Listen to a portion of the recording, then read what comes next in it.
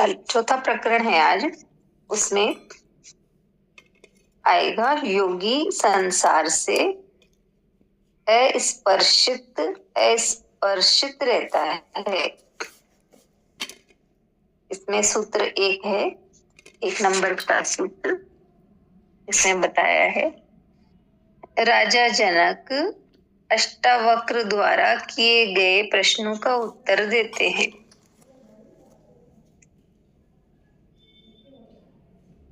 जिससे उनको हुए आत्मज्ञान की पुष्टि होती है।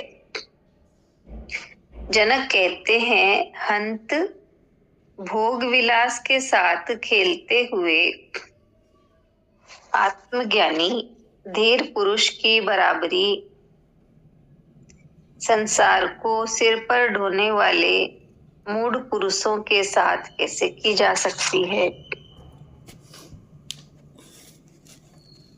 तीसरे इसमें बता रहे हैं, तीसरे प्रकरण में पूछे गए प्रश्नों का उत्तर जनक इस चौथे प्रकरण में सारगर्भित रूप में 6 ही सूत्रों में दे देते हैं।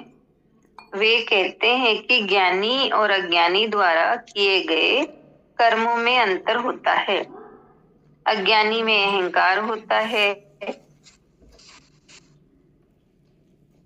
वह सभी कर्म अहंकारवश अपने को कर्ता मानकर करता है।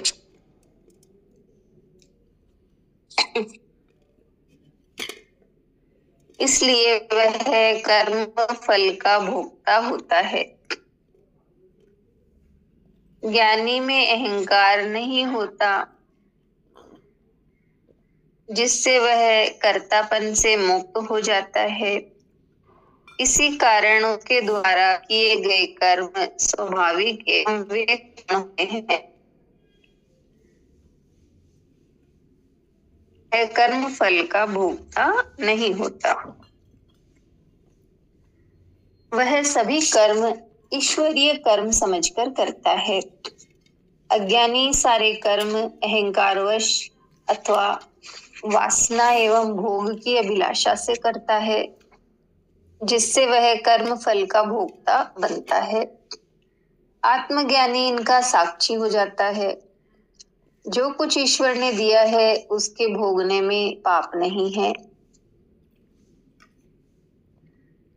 बल्कि उसका तिरस्कार करना, उसको अहंकारवश त्याग देना भी पाप ही है। ईश्वरीय नियम के विपरीत है। ज्ञानी कर्मों को स्वाभाविक रूप से करता है, उसकी फलकांक्षा नहीं होती। वह निष्काम कर्म योगी हो जाता है। कर्म के प्रति उसका राग द्वेष अहंकार आदि नहीं होता। मानसिक तनाव नहीं होता।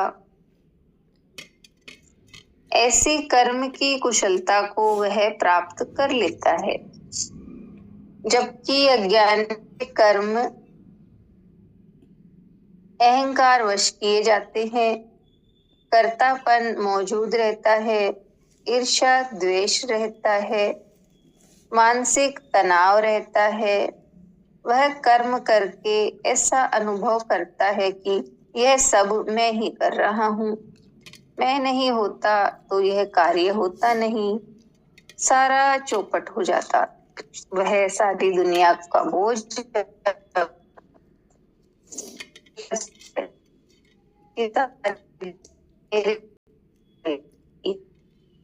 आवाज कट रही है। अच्छा,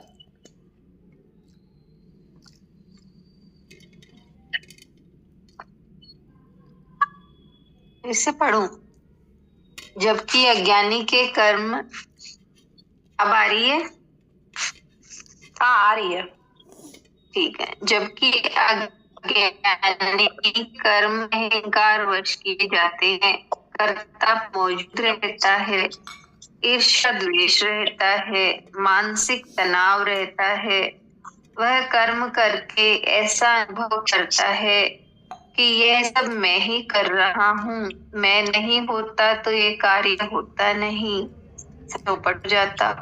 वह सारी दुनिया का बोझ अपने सिर कर चलता है कि सारी दुनिया मेरे ही चलाने चल रही है। इसके विपरीत ज्ञानी ये कि दुनिया को ईश्वर म्यूट कर लें सरोज केड़ी जी।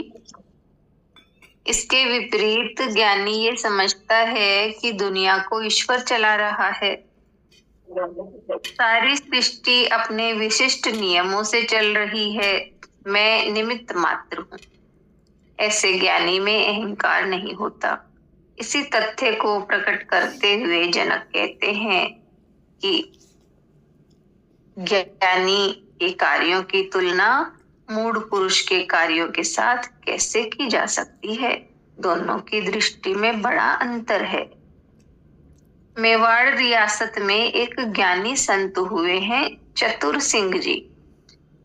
उन्होंने इसी तथ्य को एक मेवाड़ी भाषा के दोहे में प्रकट किया है। रहट फिरे चरखो फिरे पण फरवा में फिर, यूं तो बाढ़ हरियो करे वो छूता रो ढेर। रहट भी फिरता है और गन्ना पेरने की चरखी भी फिरती है, किंतु दोनों के फिरने में बड़ा अंतर है। एक तो बाढ़ को यानी गन्ने को हरा करता है और दूसरा गन्ने को पैर कर छूतों का ढेर लगा देता है। ज्ञानी और अज्ञानी के कर्मों में यही अंतर है। ज्ञानी मृत्यु के समय भी हंसता है, मूढ़ जिंदा रहते भी रोता है।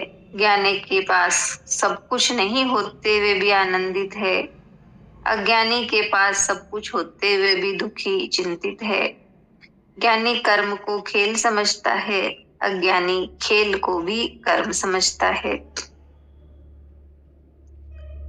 ज्ञानी संसार को भी नाटकवत स्वप्नवत समझता है, किंतु अज्ञानी नाटक एवं स्वप्न को भी वास्तविकता समझता है। ज्ञानी और अज्ञानी के कर्मों में समानता होते हुए भी दृष्टि में बड़ा अंतर होता है। जनक इसी अनुभूति का वर्णन कर रहे हैं।